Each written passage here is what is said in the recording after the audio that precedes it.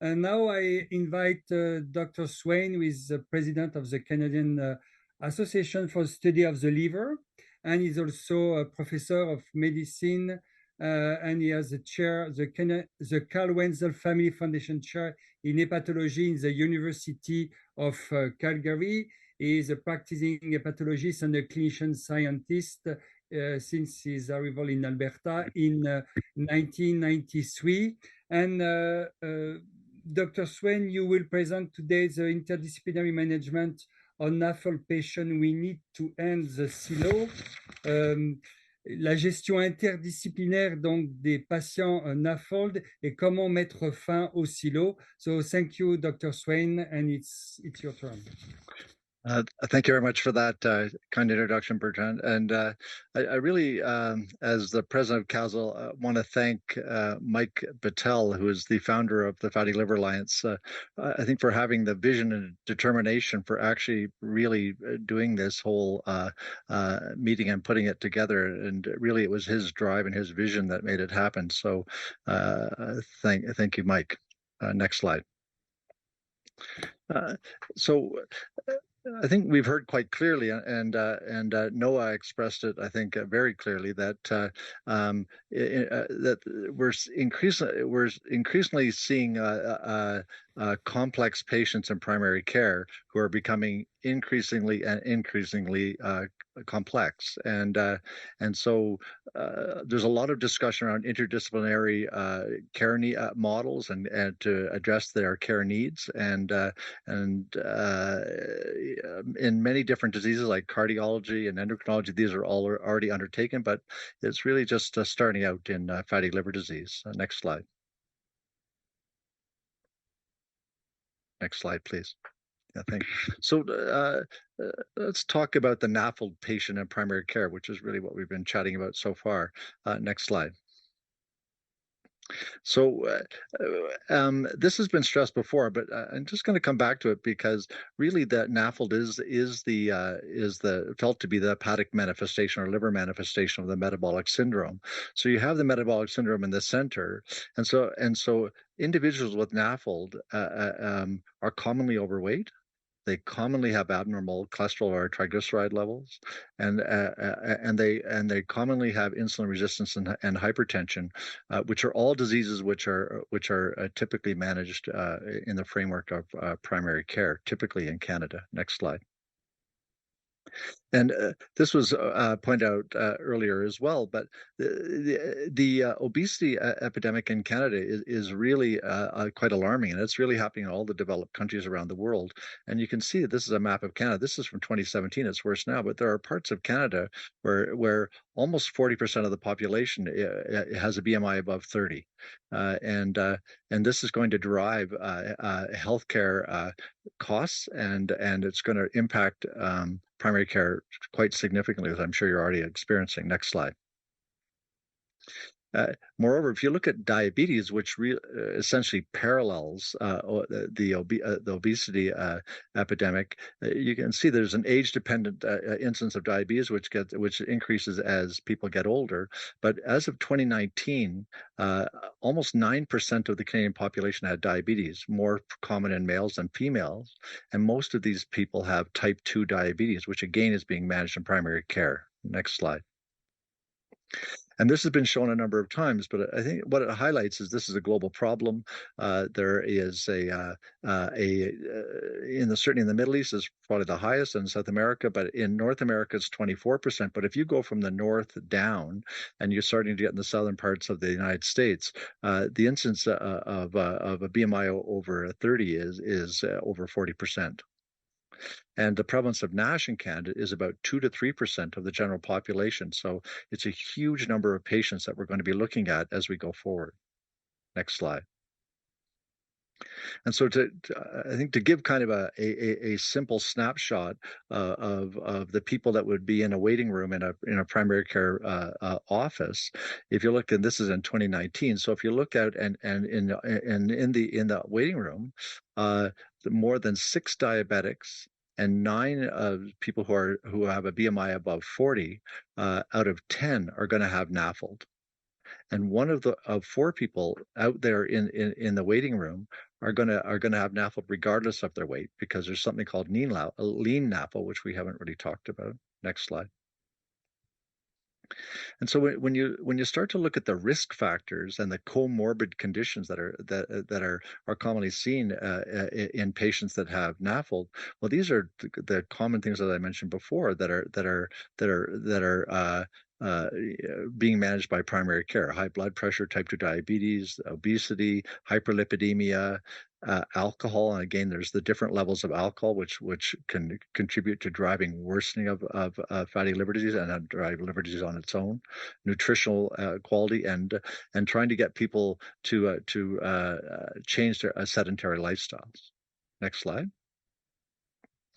And so, as a hepatologist, when I think of NAFLD, I have traditionally I would have quite a narrow view, and my view would be, well, you have a healthy liver, and as you get fat accumulates in the liver, about 25% of the population will show this. This is NAFLD, and it shows pictorially here how that fat accumulates in the cells. The cells swell up and they look like essentially like balloons full of fat or triglyceride, and then as you progress, these people develop non-alcoholic steatohepatitis, or NASH, which is inflammation of the liver, and that's associated with liver cell death. And then a proportion of those individuals, it's unclear exactly how many, but we'll say 1 to 3%, are going to develop advanced liver fibrosis. And so as a hepatologist, we're looking at the liver cell destruction and the fat and the fibrosis that goes along with it. Next slide. But it's quite clear, I think, as everyone's really highlighted, but NAFLD is actually a multi-system disease. So as a hepatologist, I look at the liver-related complications, which is a red circle here. But when you look at people that have NAFLD, they have a higher rate of malignancy, they have a higher rate of osteoporosis, sleep apnea is very common, sleep disturbance, abdominal obesity is commonly associated with NAFLD, as I mentioned, as is type 2 diabetes. Cardiovascular disease is more common. I'll touch on it briefly, and it'll also be talked about later. And also cardiac abnormalities like arrhythmias. There's a higher prevalence of chronic kidney disease, polycystic ovary syndrome, and also psoriasis. Next slide.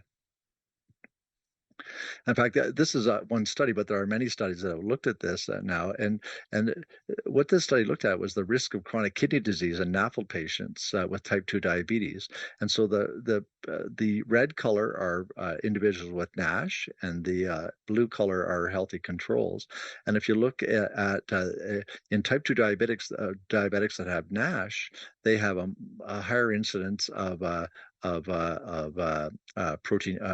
albuminuria, and they have a higher incidence of chronic kidney disease. And actually, if you look at the GFR and you compare it to the staging of liver scarring, so 0 is no scarring and 3 is pre-cirrhosis, you can see their GFR drops significantly as their degree of fibrosis increases. Next slide. Yeah. Moreover, patients with NAFLD have significantly increased risk of cardiovascular disease. In fact, cardiovascular disease is the main killer of people who have NAFLD. So it's strokes and heart attacks, because the things that are driving NAFLD are also driving cardiovascular disease. Next slide. And there was a very nice systematic review and meta-analysis that was published just last year. And they looked at a very large number of patients. And what they found was that NAFLD patients have a 45% increased risk of fatal and non-fatal cardiovascular events. And so, if you look at individuals with NAFLD with advanced liver fibrosis, that increases to 150%. So there's this very tight interaction between NAFLD and cardiovascular events, and then also NAFLD and associated fibrosis and degree of fibrosis with cardiovascular events. Next slide. So what about the complexity of NAFLD in primary care? I think we've touched on it, that all of these different things are linked together with NAFLD as part of really a continuum of metabolic derangement. Next slide.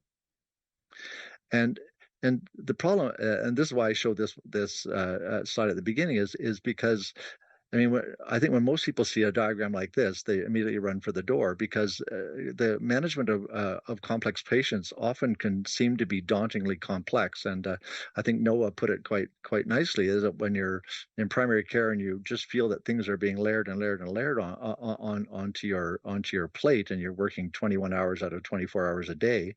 Uh, when you see a diagram like this for managing a complex patient, I think it can become very daunting, and it's very hard to go down that road unless you have some ways of engaging that patient in primary care, that in interdisciplinary care, to help manage their diseases, and so it's not all sitting on your plate, even though primary care is often the quarterback of that. Next slide.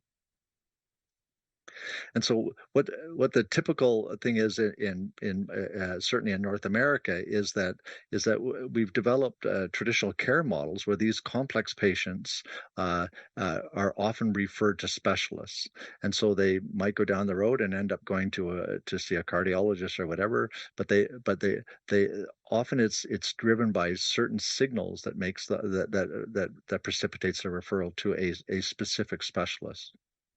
Next slide. And so when you think of NAFLD, often the specialist referral patterns are really based on the NAFLD disease-specific complications or patient challenges. So if someone is in your practice has NAFLD and they have an arrhythmia, or they've had a heart attack, or they're having angina, well, then of course they're going to get sent to a cardiologist. If they're having issues with their lipids or their blood sugar control that is challenging to manage in primary care, well, then they get referred to endocrinology. If they're starting to show evidence of worsening renal function or worsening albuminuria, then they often will get sent to a nephrologist. And if they have liver disease that's documented, then they can be sent to hepatology, but often that's actually driven by persistently abnormal liver tests, ALT specifically. I can tell you, in the large cohort of patients that we follow in Calgary, that about roughly half the people who have fatty liver disease have persistently normal, like true normal ALT and AST, dating back 3 years before they're referred. And half of those actually have evidence of significant liver fibrosis. Next slide. So the concept of interdisciplinary team care has really been advanced in many diseases. I say cardiology is it's really become a focus in heart failure clinics and these sort of things. But there's a growing interest in trying to develop interdisciplinary care teams to look after NAFLD patients because of all of these different issues that NAFLD patients face, which are presented to a primary care physician. And there's evidence that interdisciplinary teams in many diseases improve care and outcomes. Next slide. And so, what is an interdisciplinary team? Well, it's a group of different healthcare providers who work together to share expertise, knowledge, and skill with each other, and they work towards a common goal to provide the best care and outcomes for a patient. Next slide. Next slide, please.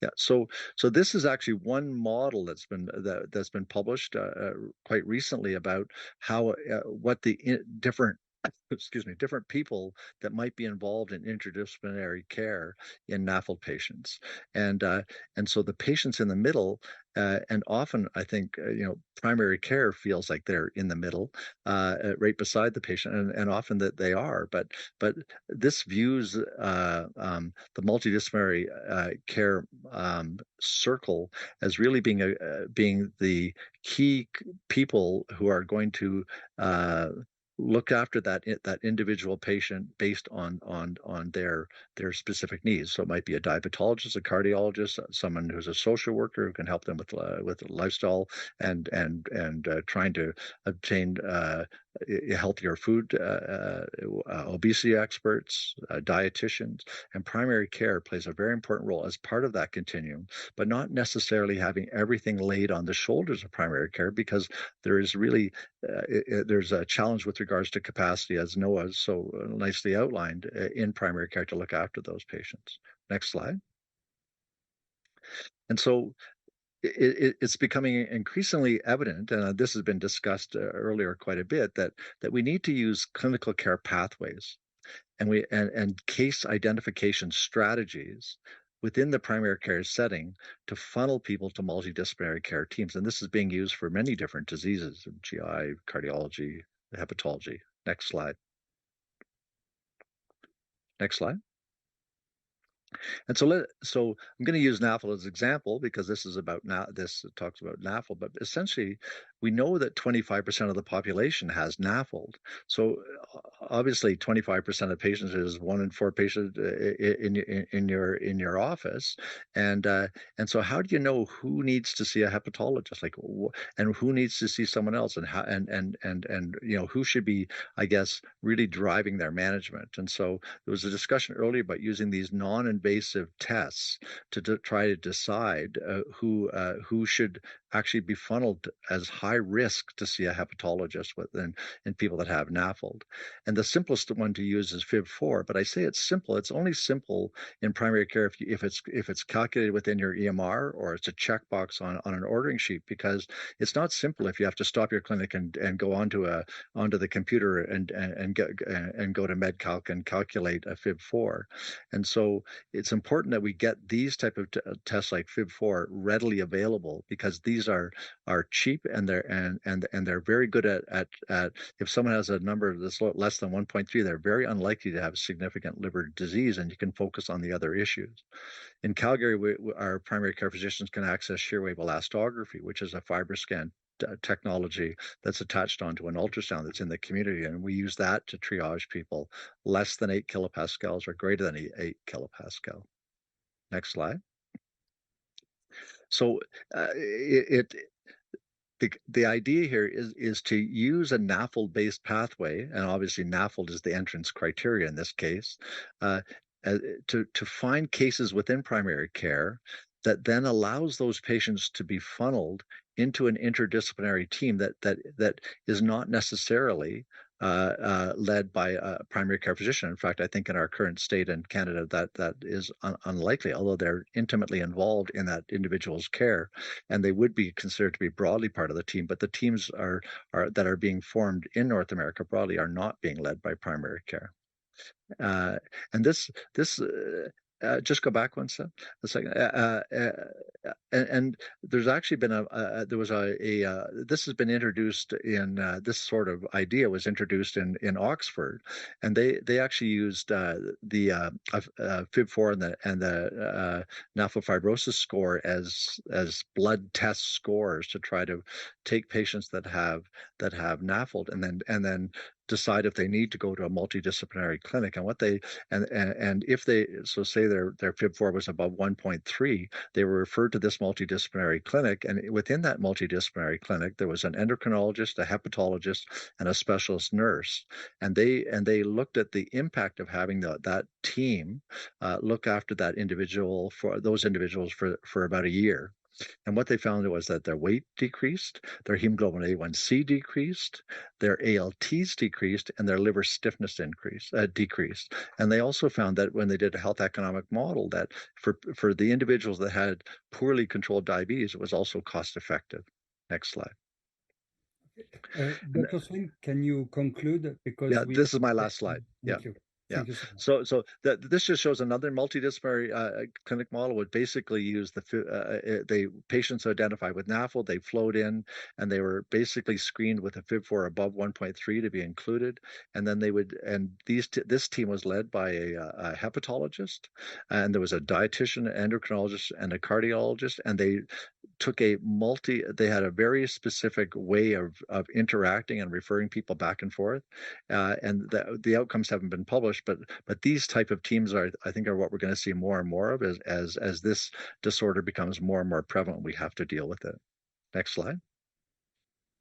And so I just want to say that these type of teams are being. This is a very recent publication published by the International Liver Foundation, and essentially what they're starting to look at is how do we integrate these teams and to make sure that primary care, secondary, and tertiary care providers are all interact, and it involves EMRs that talk, and then making sure that lines of communications are kept open. Next slide. And thank you very much. That's the end of my talk. Okay, thank you, Dr. Swain. We have a question and a remark for Bruce Diming.